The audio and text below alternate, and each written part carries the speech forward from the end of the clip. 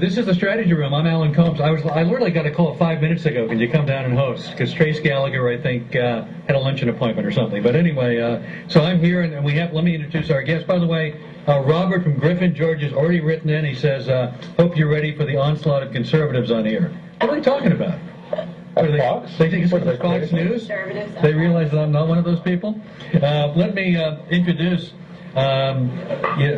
joining us now is Matt Sanchez, WorldNet Daily, ICOM World war correspondent. I've interviewed many times on radio as well. Yes. Also with us is Christina Corbin, FoxNews.com political reporter. You write mostly for the website? For the website, all politics. They don't put you on TV? I've been on TV a few times when I was out as an embed producer covering John Edwards. You like doing TV? I like doing the internet. I think this is where it's at. I think it's where it's happening. Absolutely. I think everybody's going to come off cable and start watching this.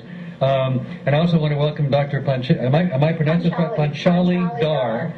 Right? Panch for short. Panch, I can call you Panch. You can call me And you've got a book out, Before the Scalpel, what everyone should know about anesthesia. Right here. So we're going to cover anesthesia, Barack Obama. We're going to cover health care. Conservative.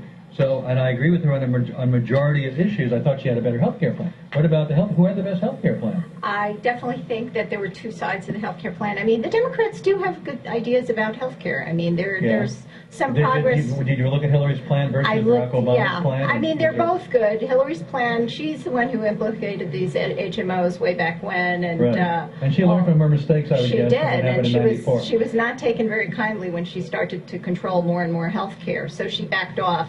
And then she was trying to redo that during her candidacy. People are afraid of Hillary. Doctors are afraid of Hillary. Why? Because they think that she's going to change everything for us, and just standardize health care, and our jobs are going to be just like anybody else. Do you think doctors are too worried about the buck and afraid of national health care because they're going to make less money? There's definitely some element of that. I think doctors are afraid of being sued. I think that's a huge issue for doctors. Well, there's going to be some tort reform for that. Malpractice, putting a cap on malpractice lawsuits. And being an anesthesiologist, that is the one thing we think of every day. It's like, what I'm doing, is this going to turn into some kind of liability issue? Now your book is focused on anesthesia, right? It focuses on anesthesia and getting empowered. It's called Before the Scalpel. Before the Scalpel, asking questions. It up. There we go. Ask questions before you go under the knife, and tells you all of the common facts that you should know before you go for surgery or any medical procedure. It's easy to read. It's got lots of pictures. That's a good selling. You're doing a good selling job there. Now, instead of anesthesia, could you just put on the John McCain speech?